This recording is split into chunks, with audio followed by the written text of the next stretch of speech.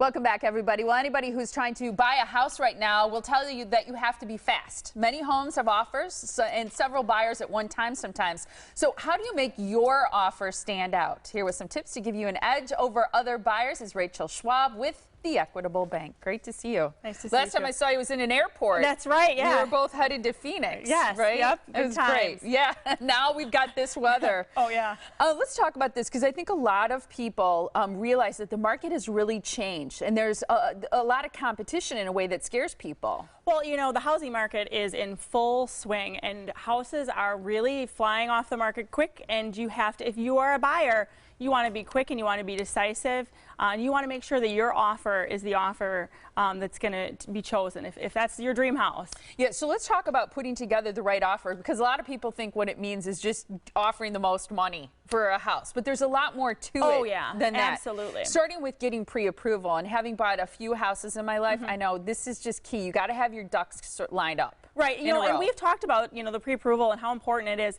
but I cannot stress enough that, I mean, don't even bother writing an offer if you haven't gotten a pre-approval together, because a savvy realtor is going to tell their sellers, you know what, we don't know if this is going to work out. They don't have any financing set up. So make sure that you are going to a bank and you're having them underwrite that pre-approval. Just going online and typing in your information and getting that certificate right away saying, oh, you can get this much, I assure you that that is not as valid as an actual pre-approval like we do at the Equitable Bank. That's huge, too. And you do that at the Equitable Bank. It's a fairly easy process, but a very important first step, really, if you're going to have your offer stand out. Selling your existing house first. You suggest that that's tip number 2. You got to have that done before you start to purchase, you say? Yeah, well, you either need to sell your house first, or I suggest not writing it in as a contingency. And I know a lot of people get nervous about that, and you need to weigh your financial situation. I mean, everybody is different, and that's why you want to talk with your realtor and your loan officer about what works for you. But the fewer contingencies you have, the more desirable your offer is, and the more a seller is going to go, hey, this deal is not going to fall apart because I don't have to wait for them to sell their house.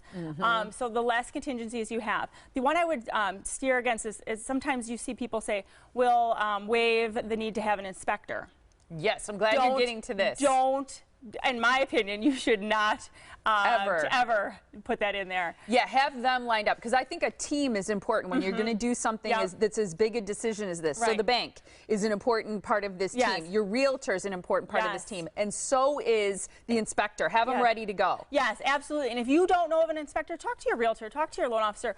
They're industry professionals. They're going to have people who you can go and see and have someone kind of waiting in the wings so that when you find that house, you can act quickly. This is cute. Your next tip is write a letter to the sellers telling them why you're moving, why you love the house, etc. Yes. So now I have heard lots and lots of stories. So this is going to appeal to women, well, right? You'd be surprised. Oh, really? Well, buying and selling real estate, unless you're, you know, that's just what you do. But when you're selling your home, let's say that you raised your children in, like that's a super emotional thing. So if you can kind of tie into that, and I'll give you a little story. Someone I know was selling his house, and he's a big Cubs fan, and he must have had some stuff out, and as the people were touring the house, they saw that, and they had multiple offers. So this couple wrote a letter about how they're coming in from Chicago, and they're big Cubs fans, and they saw that, and this and that, and they were using that emotional tie and trying to find that connection.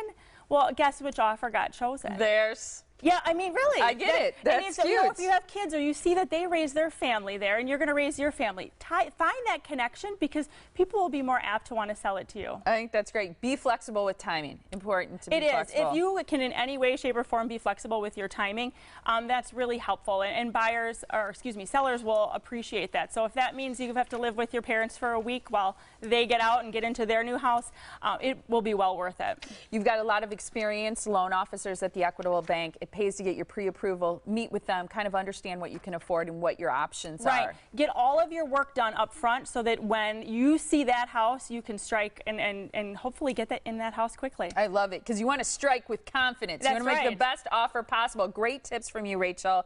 It's important to know your financial situation so you can purchase the house of your dreams and put that strong offer in so that when you see the sold sign, you know that it is all yours. You can contact the Equitable Bank for pre-approval. Find out what your options are. 414-777-4411. TheEquitableBank.com is the website to visit too. Always great to see you. Thanks for having me. Rachel.